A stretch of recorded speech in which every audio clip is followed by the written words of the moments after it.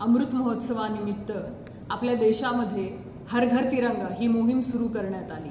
यावर्षीही आपण सर्वजण या मोहिमेमध्ये संपूर्ण योगदान देणार आहोत। या दृष्टीने महानगरपालिकेच्या माध्यमातून अनेक उपक्रमांचं आयोजन गेल्या काही दिवसांमध्ये करण्यात आलेलं आहे।